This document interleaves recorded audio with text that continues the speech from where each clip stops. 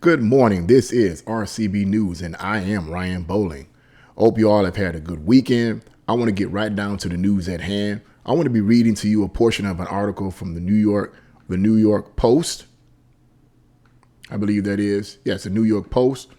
I'm going to be reading a portion of an article to you guys in reference to the Reverend Al Sharpton and his speech at a press conference near Rio Texas, Thursday. And then I'm going to play an audio clip, and I'm going to give my spin on this race hustler. Okay. The Reverend Al Sharpton was forced to cut short a press conference near the migrant encampment at Del Rio, Texas, Thursday, after he was repeatedly heckled as he tried to speak. The heckling, which the Washington Examiner reported came from at least two men in the audience, began as Sharpton introduced members of his traveling party and continued as he spoke about what he saw on his tour. "How much money are you making out of this?" asked one heckler. "Why are you stoking racism where it doesn't exist?" asked another. "Why are you here advocating for violence?"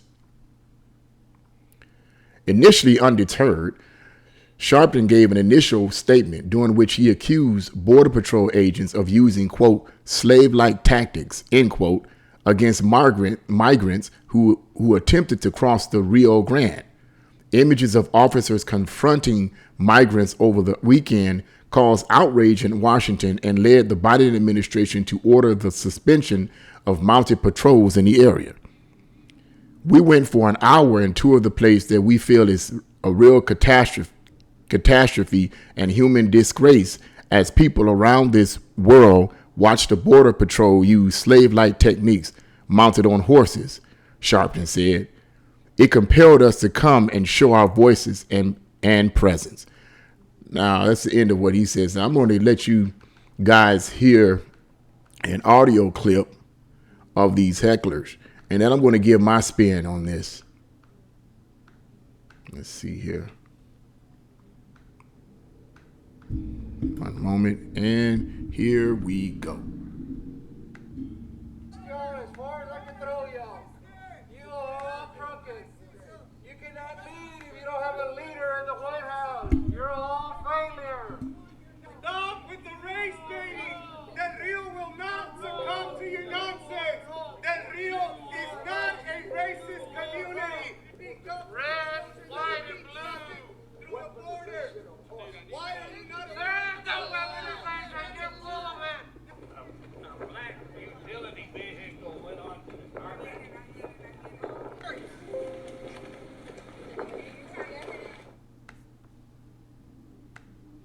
And there you go. And there you go. Now, this is crazy. This is just absolutely crazy when you think about it. It's just crazy. What I find aggravating for me is the fact that these, what is oftentimes called race hustlers, get out of this. Now, let me say this. Perhaps when people like Al Sharpton and Jesse Jackson and others started off during the civil rights movement, they had a justifiable cause. Because back in those days, there was discrimination, there was a lot of racism, and there was a lot of things going on that was not positive for black people at the time. And I can understand it. They had a justifiable cause. But as the years have gone on, clearly they were getting a lot of donations from organizations and people and groups that supported their cause. And these donations were in the millions. Now, let's be realistic. When you getting donations in the millions, whether it's maybe starting off at hundreds of thousands, then merging over into the millions. But the point is, if you're getting all this money, you're not just putting this money in nice organizations or donating this money to the organ. You're not just doing it for that. You're putting some of that money in your own pocket. People like Al Sharpton and Jesse Jackson have become millionaires off of these donations. Now, is that bad in and of itself? No, not necessarily.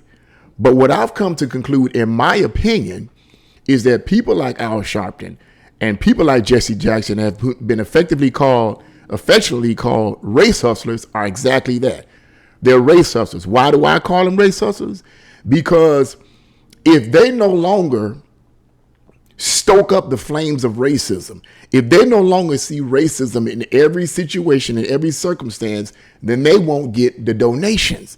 And if they don't get the donations, they don't make any money. They become irrelevant.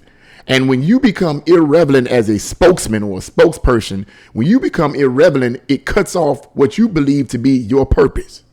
See, they believe that their purpose is to keep the flames of racism stoking. I can't help but imagine, what if there was no more racism or so-called proposed racism in this country? What if whites and blacks got along all the time, which in my opinion, most of the time we do? But what if it was none of that? What if there was no KKK, none of these kind of organizations or whatever that they think that people like Al Sharpton and Jesse Jackson claim is still causing problems in our society in America? What if they no longer existed at all? What if racism and discrimination was gone? I can't help but wonder, would these kind of organizations, would these kind of men still be relevant? What would they do without racism? How would they make their money? Would they get a regular job? Would they go to school and get another degree and take up another art form or another political agenda? What are they going to do? I mean, what will these guys do? And see, in my opinion, I am convinced that they are exactly what conservatives, as I am, have labeled them as: race hustlers. Just like a regular hustler. A hustler in the street, that hustler, they have to make money. They got to make money. So what do they do to make money? They either sell drugs, they become a pimp, they whatever they need to do to make their money. And that's why they call them hustlers. Now, I'm not talking about always in illegal ways. Sometimes hustler is just somebody to go out there and try to sell some stuff or that, you hustling to try to make money. But the point is that hustlers would do anything they can to make money.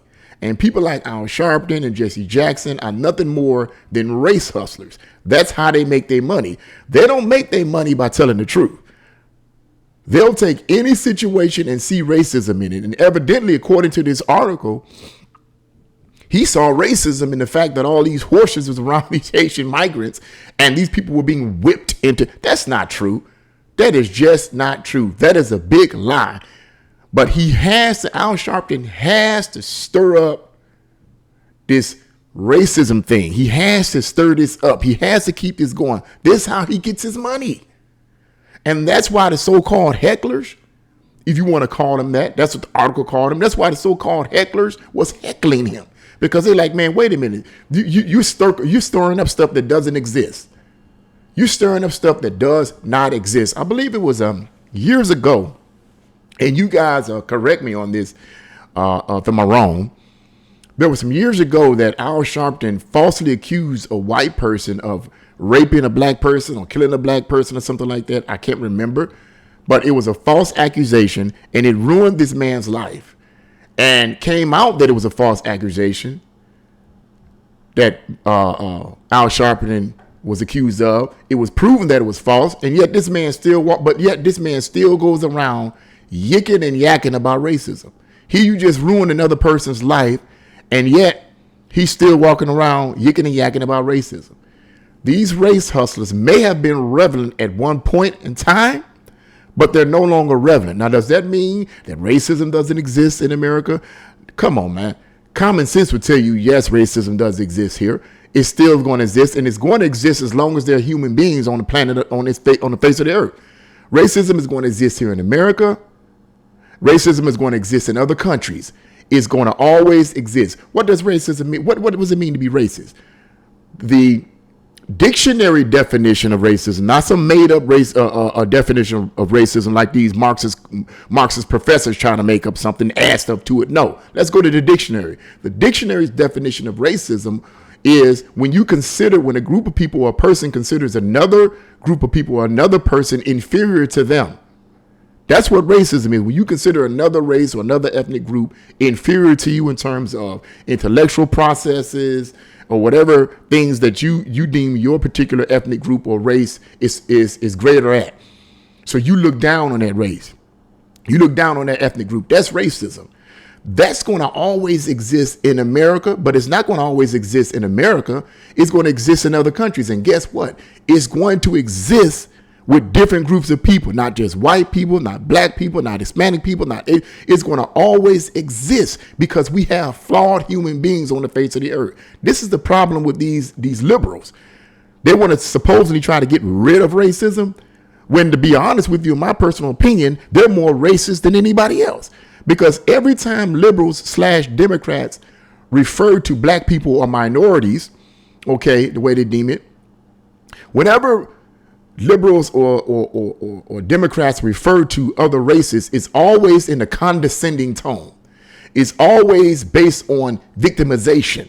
So basically what they're implying is that the only way a black person or an Hispanic person or whatever kind of person that's not their race can make it and be successful in life is if the white people come by and help them out. That's what these liberals are saying in essence, as far as I'm concerned. The only way you're going to make it is if we come in there and help you. Whereas conservatives or Republicans, for the most part, I've listened and I listen to the way a lot of Republicans speak. And I'm not saying all Republicans are the best people in the world, but generally, when I listen to Republicans, the way they refer to other races, particularly black people, is never in a condescending tone. They speak to us just like adults, human beings, just like they are. They never speak in a condescending way. And that suggests to me is that you see me as your equal. You don't see me as someone that's a victim of my circumstances simply because I'm black. It's interesting because I had this conversation with someone in my church yesterday. I finally confessed to them that I am a conservative. And they weren't angry or anything like that. But the point was that I explained to them my reasons for that.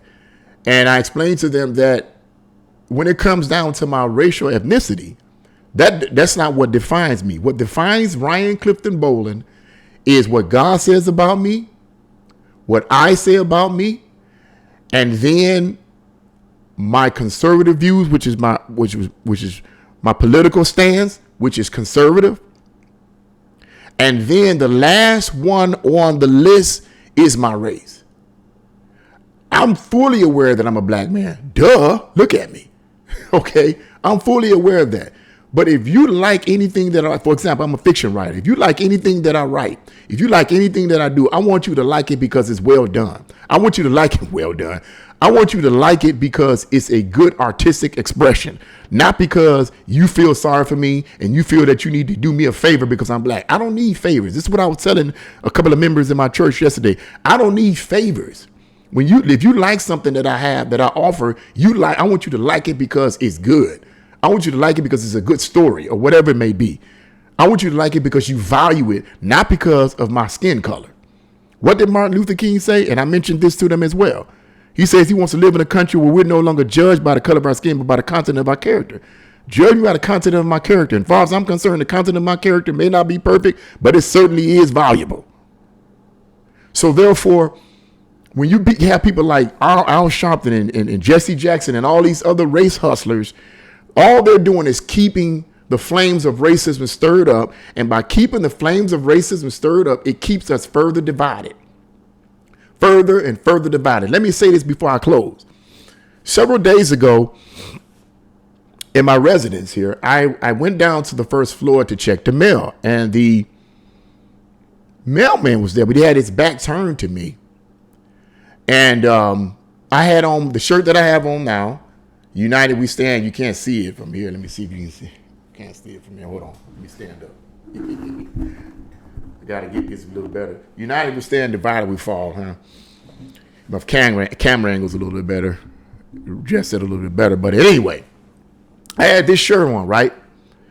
His back was turned towards me.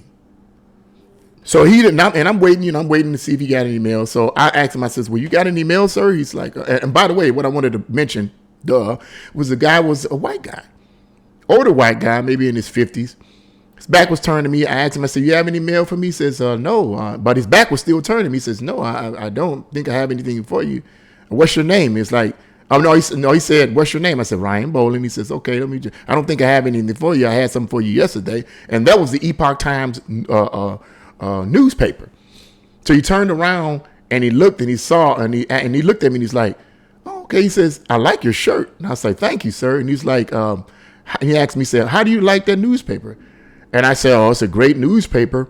To be quite honest with you," I said, "Be quite honest with you, it's very unbiased.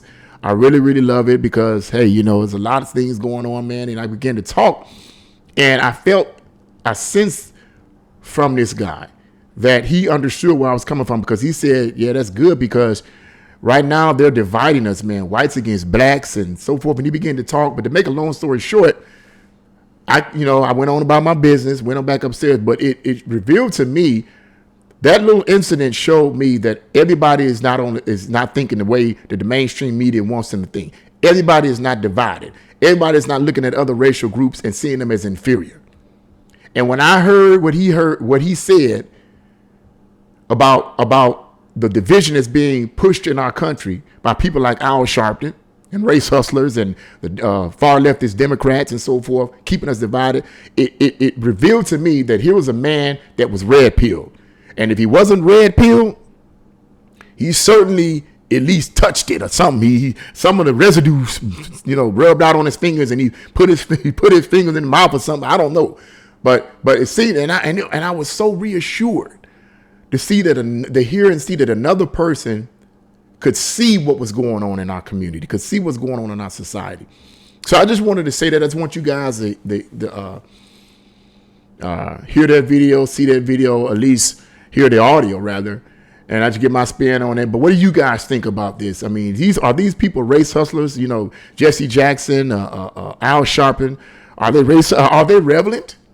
Do we really need them in America today? Do black people need them? Does anybody need these people? Do we need them to stir up stoke up the flames of racism? Do we really need that? What happens if these people are no longer around? Give your comments in the comment section. If you like this video, press the like button, share this video, and subscribe.